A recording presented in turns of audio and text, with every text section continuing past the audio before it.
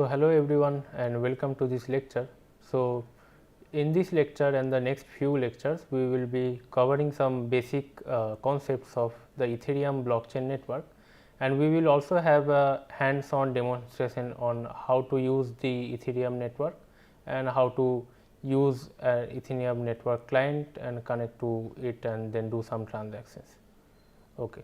So, in this particular lecture, we will be covering a basic introduction of Ethereum, and then we will talk about what are the different Ethereum networks and how we can connect them using a specific Ethereum client which is called Go Ethereum client. We will also see how we can do some transactions and some queries using this Go Ethereum client. So, the keywords for this lecture are Ethereum, Go Ethereum client, which is also called GETH or GoETH, and then we will be also talking about the test nets, and we will be using those test nets to do some transactions. So, Ethereum technology is very popular now. It is the most popular cryptocurrency after Bitcoin, and it is very similar to Bitcoin in the sense that it is also a permissionless blockchain platform, but there is some key difference between Ethereum and Bitcoin. So, Ethereum technology basically lets users to send cryptocurrency to anyone for a small fee, and it also powers applications that everyone can use and no one can take down. So, this latter part is the more important feature of Ethereum, which differentiates it from Bitcoin. The development of Ethereum started around 2013 and it got finally launched in July of 2015, and from the very beginning Ethereum was designed such that it would be able to execute decentralized applications called smart contracts. So, it is basically a permissionless blockchain platform which is capable of executing smart contracts. So, a Ethereum network is of course a decentralized network. So, there is no concept of any centralized Ethereum server which handles everything. It is completely decentralized, and it is formed of computers or participating computing nodes, which are simply called as nodes that can verify blocks and Ethereum transaction data. So, what is a node? So, any computing device which is running an Ethereum client. So, Ethereum client is a program which is capable of connecting to the Ethereum network and do transaction. So, any computing node or any computing machine which can run this Ethereum client it can be called a Ethereum node. Okay. So, this diagram gives you some insight on how this Ethereum network is formed. If we consider this particular blue box, then we can say that it is a Ethereum node, and this diagram inside this blue box is basically the Ethereum client. So, this Ethereum client has many components.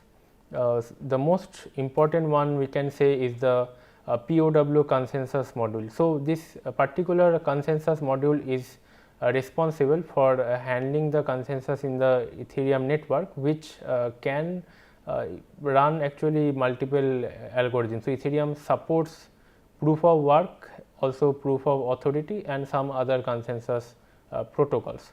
But the Ethereum main network, which everybody uses and which has the cryptocurrency called Ether or Ethereum, that uses proof of work consensus. So, this proof of work consensus module is responsible for consensus, and there are some other components, namely the state, Ethereum state, which basically maintains the state of the ledger. Then there is this EVM, which is the Ethereum virtual machine, responsible for executing the smart contracts which will be deployed in the Ethereum network. Apart from that, there is the transaction pool, which is also called TX mem pool, which is a pool of transactions that are cached within the memory of the Ethereum client, and which is used for validating them and executing more transactions on top of the updated ledger. So, apart from all these components, there is another module which is the P2P module. So, this is basically the module which is responsible for communicating with the other clients, other Ethereum clients, and therefore other Ethereum nodes. So, if this blue box is one Ethereum node, then this one node will be communicating through a peer-to-peer connections with other Ethereum nodes. So, we can see here that there can be direct connection from one Ethereum node to other Ethereum nodes, and then in this way they form a peer-to-peer network, which is basically the Ethereum network. So, in the Ethereum network there is no central server, and independent nodes are connected in this P2P network, and in the Ethereum main network there are nodes participating from all over the world. So, this map is basically highlighting from which geographical regions how many participants are connecting, and this is basically a heat map indicating the from which region the number of nodes are more and from which region less number of nodes are participating. So, this Ethereum main network is actually one single instance of an Ethereum network. Since Ethereum is a permissionless distributed ledger platform, any user can start their own Ethereum node, or any group of users can start their own nodes and connect them together to form their own network. Okay. So, if I want to create a new Ethereum network, I can do so with my friends. I will start my own Ethereum node, and my friends will be starting their own Ethereum nodes, and when they connect together in this and form this peer-to-peer network, that will constitute a new Ethereum network. But here the Ethereum main network is the most popular network which everybody uses to do their transactions. Basically, this main network is supporting the Ethereum cryptocurrency. Okay. So, how do we connect to an Ethereum network, and how do we interact with this Ethereum network? So, any Ethereum network, maybe mainnet or maybe some other networks. So, in this diagram, this round circle is basically one Ethereum network, and an Ethereum network will have several components. This diagram is showing only some of them. So, it is showing accounts and smart contracts. So, the Ethereum ledger will have all transaction data, and then all accounts, their balances, and also smart contracts, states and variables, etc. So, this forms the Ethereum network. But how to connect to that? So, a user, that is me and you, can connect to an Ethereum network through a software which is called a Ethereum client or a node. Okay. So, there are several Ethereum client implementations, but the most popular one is this one, GETH, or Go implementation of the Ethereum client.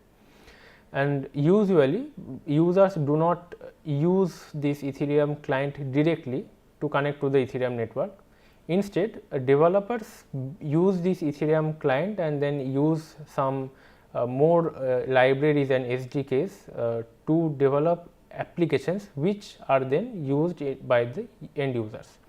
So, for developing applications on Ethereum, different SDKs such as web3.js or ether.js are used, and then those applications are used by the end users.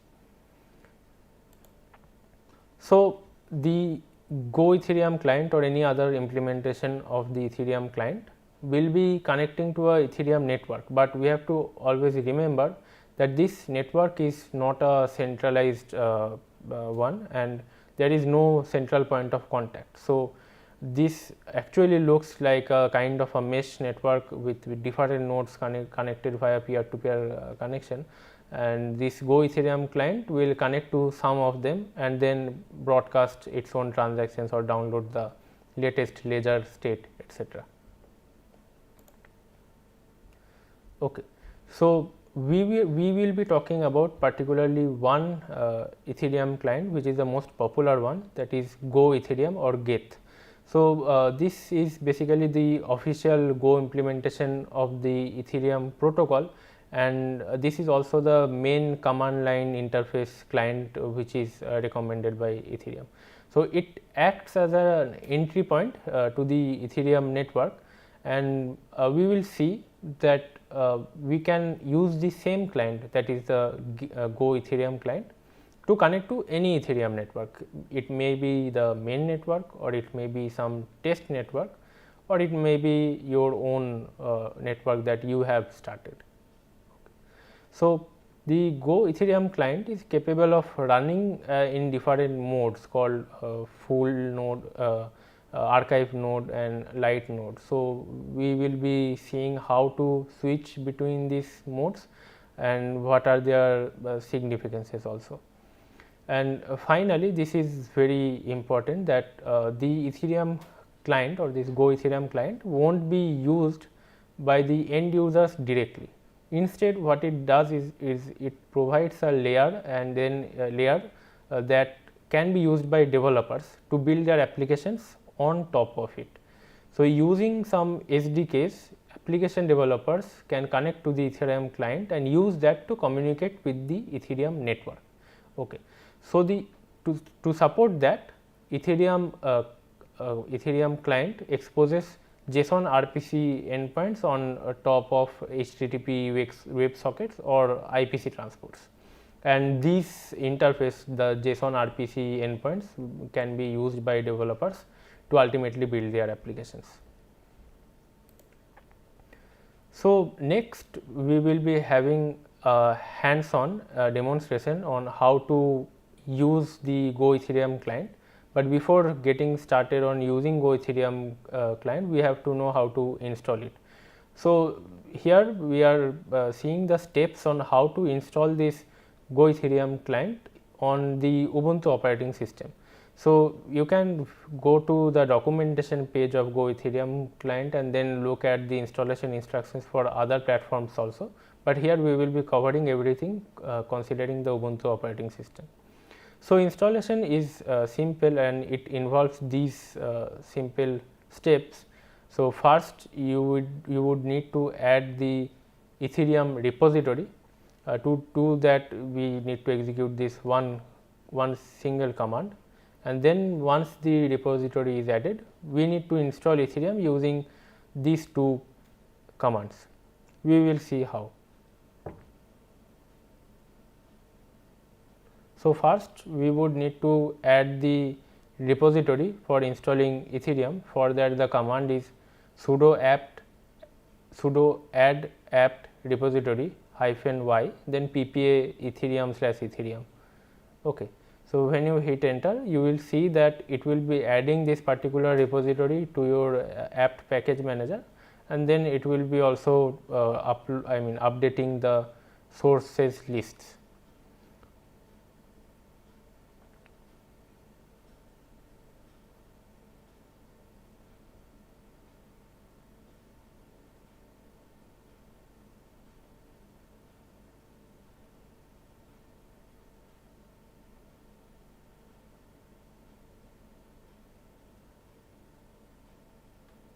So, once this step is complete, what you need to do is you need to update the source list once to ensure that the new repository that was added in this previous step gets updated. So, the command is sudo apt get update, and this will basically pull all the sources lists and update the list of packages, and next we can install the Ethereum client, or the Go Ethereum client, using the command sudo apt get install Ethereum.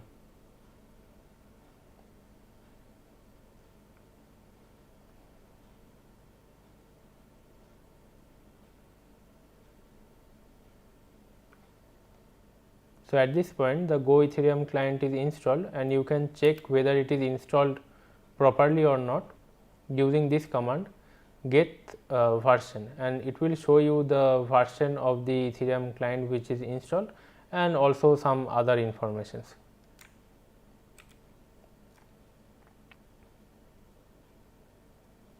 So, once you have installed the Go Ethereum client in that way, next you can get started using it. So, the first thing that you would need to access the Ethereum network is one account, of course. So, there is a simple command to see what accounts you already have or create new accounts and update them. So, the command is get space account space, then for listing the account you can hit list. For creating the new accounts you will need to type new, and for updating an account, which is basically updating the password which is related to an account, you would need to provide this command update. And then finally, if you have an account which already exists in some other system, or you had created previously somewhere and you want to import it, then you have the option to do that using import. Okay. So, each account in Go Ethereum client is password protected, and whenever you create a new account, it will ask you to provide a new password. So, once you provide that password, it will save that account in your wallet. So, Go Ethereum client will handle its own wallet, and it will keep all your accounts and their keys, basically public keys and private keys there. The private key won't be stored in clean text. Instead, for security reasons, it will be password protected by the password you are providing while creating the new account. So, we will see how we can create a new account, and also we will see how it is being saved in the wallet. So, after installing Go Ethereum, if you do get space account space list, if you it will show you the list of accounts, and you can see that there are no accounts presently. So, to create a new account, you need to type the command get space account space new. So, if you hit this command, it will ask you for a password. So, you need to provide a new password for your account. So, here we are typing a password 123, but it is not showing up in the terminal because it is kind of hidden, but it is taking the password that we are typing.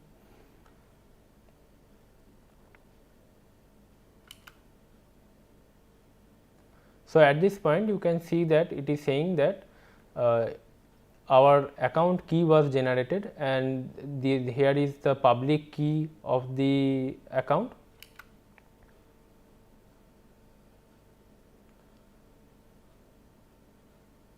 So, our new key was generated, and this is the public key of the account that will be used for doing transactions, and this is the path to the wallet where this account is stored. Now, one Ethereum account has two keys, one public key and a private key. So, if you want to do some transactions, you would need to use the private key to do so. But this private key is not stored in this directory directly. Instead, it is password protected. So, if we do Go account list now, you can see that we can see that there is one account 0. Okay.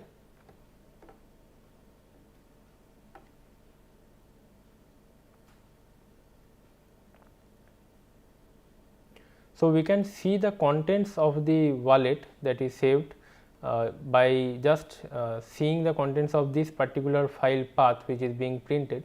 So, to do that, we can use the command cat and then space, then path to the wallet file. So, this will print out the details of the account we just created, and this is the path. The path is by default in your home folder, then in a directory called .ethereum, and then a directory inside that called key store. So, here you can see that the address of the account is basically the public key which was created, and then there is a field called crypto. So, we do not find the private key of the account in plain text. Instead, the password we provided while creating the account is used to encrypt it and keep that private key securely in the wallet. So, later we will see how we will be using this account and do some transactions with it. So, we saw how to create a new account and how to list the accounts that we created, and how to get the contents of the key that is stored in the wallet. Okay. Now, we will see how to connect to a particular Ethereum network. So, starting the Go Ethereum client without any flag basically connects to the Ethereum main network. While connecting to the Ethereum main network is fine, you may want to do that, but usually to do transactions in the Ethereum network, it requires a fee, small fee called gas or transaction fee. And so, for doing transactions in the Ethereum main network, you would need to provide Ether, and that might be expensive. So, for testing purposes, we usually resort to some test networks which are available. So, you can also create your own network, but it is more convenient to do some transactions for testing purposes through these popular test networks. So, the Go Ethereum client by default recognizes the following 3 test networks, and possibly more. You can refer to the documentation to get more information, but these 3 are the most popular ones. So, the first one is Ropsten, and then the second one is Ringp, and finally Goerli. So, these 3 test networks are usually used for testing purposes, and there are some subtle differences. The Ropsten network uses proof of work consensus protocol just like the Ethereum main network. While this is fine, but this since it is proof of work consensus protocol, it is a bit slower and transactions take more time to get mined. So, the second one, the Ringp network, and also the third one, the Goerli network, uses a different consensus algorithm, which is proof of authority consensus, where basically a pool of miners handle the work of mining new blocks, and thus it is a bit faster. So, in this particular tutorial, we will be connecting to this third test network, the Goerli test network, and we will see how we can query the network and do some transactions. So, before connecting to a network, we must know in what mode we are running the Ethereum client. So, the Ethereum client can run in the following sync modes: full, fast, snap, and light. So, the full node actually downloads all the blocks including headers, transactions, and receipts, and generates the state of the blockchain incrementally by executing each block one by one. So, as you can understand, full node is basically replicating the entire ledger and also validating it entirely, and as a result this is more the most resource heavy. So, you need a high computing and storage power to run a full node. In contrast, the fast node and snap node, or these nodes which are connecting in this fast and snap sync modes, actually downloads all the headers and also the receipts and verifies them. So, the snap mode actually uses the same steps, but with a faster algorithm, and this is the default option that you can use to connect to the Ethereum network. So, if you run the Go Ethereum client without any sync mode option specified, it will by default resort to the snap mode. But we would be using the final sync mode, which is the light mode. So, light mode actually downloads all block headers, block data, and verifies only some of them randomly. So, light node is the most lightweight, and it relies on other full nodes and other nodes to actually sync only some part of the data and verify some part of the data randomly. So, it is the fastest one that we can use to connect to the Ethereum network. So, if we run our Ethereum client with this full mode, it will take a long time to connect and sync. Whether if we run our if we run our Ethereum client in this light mode, then it will be much faster. So, to connect to a particular test network, here Goerli, we can use this simple command get space hyphen Goerli sync mode light. Okay. So, we will see how we can connect to it.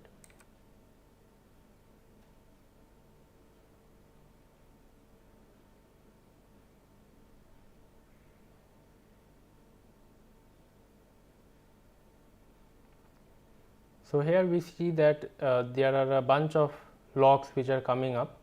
but from this first line you can read that it is starting the Go Ethereum client in the Goerli network and connecting to it to the Goerli network, and then it is writing that block synchronization has started, and it is being followed by some other logs like imported new block headers, etc. So, it will continue like this, but we are stopping this for a moment and we will connect to this network again. So, once we have connected to this Ethereum network through the Go Ethereum client, we also need to use this Go Ethereum client to do some queries and some transactions. So, to do so, the Get client or Go Ethereum client can expose two kinds of APIs.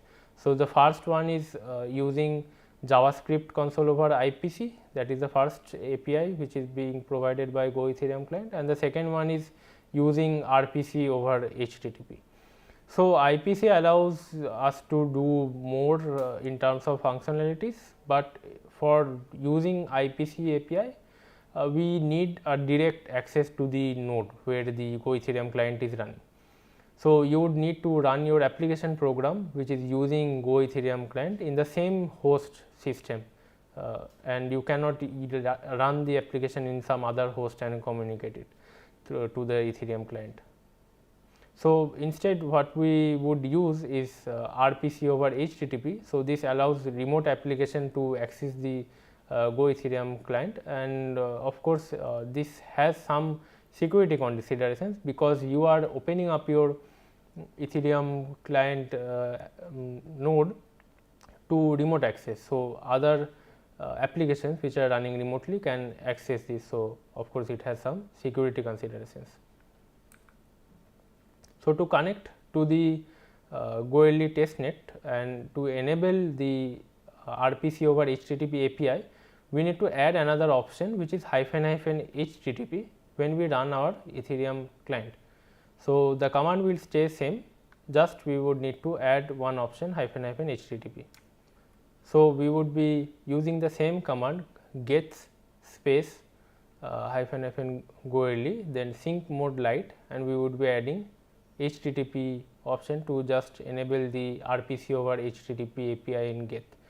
So, it will be printing the exact same things, just you would notice that it is still connecting to the Goerli testnet, but here one thing that is added is it is saying HTTP server started on this endpoint 127.0.0.1 and port 8585.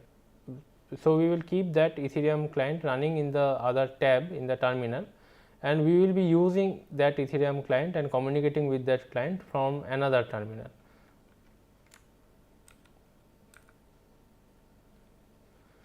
So, we would be using that Ethereum client to query the balance of a particular account. So, we can there are many queries, but this is one of the simplest one that we will be using to see how we can query something from the Ethereum network.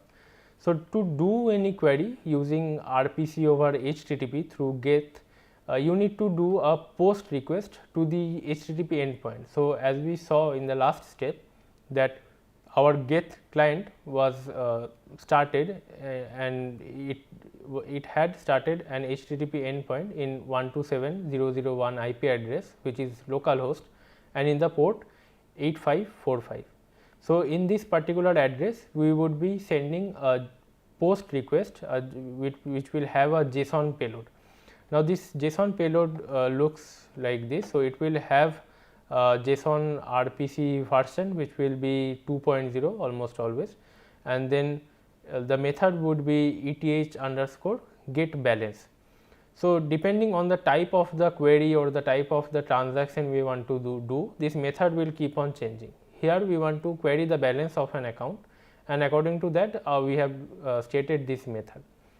So, for this particular method get balance, we need to pass this parameter which is the address of the account for which we want to know the balance, and latest. So, latest is basically specifying at what point of time or in what block level we want to know the balance for this account. So, we want to know the balance of this account which is there at the latest block. So, therefore, we are passing latest. So, to send this particular post request, here we will be using an HTTP client called curl or curl. You can use any HTTP client, but curl usually comes installed in most Linux distributions and it is pre-installed in Ubuntu. So, the command is pretty simple. We need to do curl, then pass this option post, because we are posting a data, and then we will be sending this request to localhost 8545. Instead of localhost, you could also write 127.0.0.1, which was the IP address which is specified. Next, the header, which is content type, this content type header would be set to application/JSON, because we would be posting a payload which is of type JSON. And finally, we will be passing the data which we want to post, which is the same payload we saw in the last slide. So, let us see what output do we get when we run this command.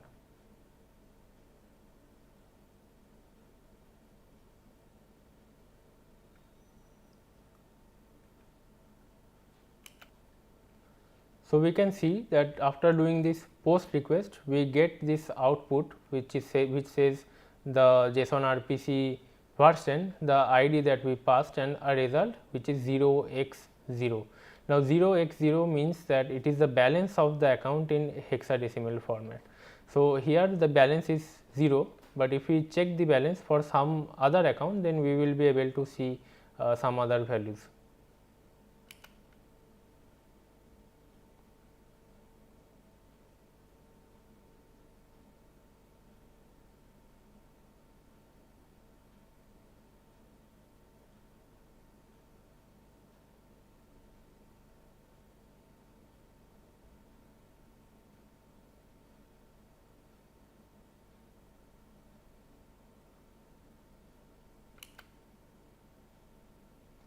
So, for this particular account, we see that we got a non-zero balance as output, and it is 0x29a, something like that.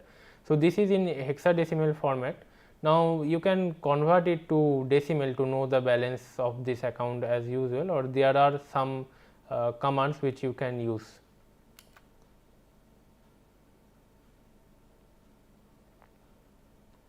So, if you copy this particular hexadecimal representation and then use the command echo, then dollar symbol, and in two braces if you write 16 hash and then paste the hexadecimal value and then press enter, then this bash command will give you the output of the balance in decimal format. So, here you can see the output is 3 followed by several zeros. So, we will see what this means. Okay. So, the balance in Ethereum is usually represented in a unit which is called Wei. So, in Ethereum, the primary unit or the primary unit of the cryptocurrency is basically Ether, and Ether has many other units. So, 1 Ether is actually 10 to the power 18 Wei, which is the smallest unit which is used in this Ethereum network. So, from this particular table you can see that the smallest unit is Wei, and then there are several others like K Wei, G Wei, and then milli ether and micro ether, like that. So, you have to count how many zeros are followed after this Wei. So, because the balance is represented in Wei, if you do 10 to the power minus 18, then you will be able to find what is the balance in the unit which is ether. So, in conclusion, in this lecture we saw how we can connect to an Ethereum network, but before that we learned what is an Ethereum network and how an Ethereum network is formed of peer to peer connected nodes. So, we saw that it is a completely decentralized permission platform, and we can use an Ethereum client, specifically the Go Ethereum client, to connect to this network and do some queries. We saw that we can use RPC over HTTP API to communicate with the Go Ethereum client and then query the balance of some accounts. So, thank you, and in the next lecture we will see how we can execute some more complex transactions over the Ethereum network.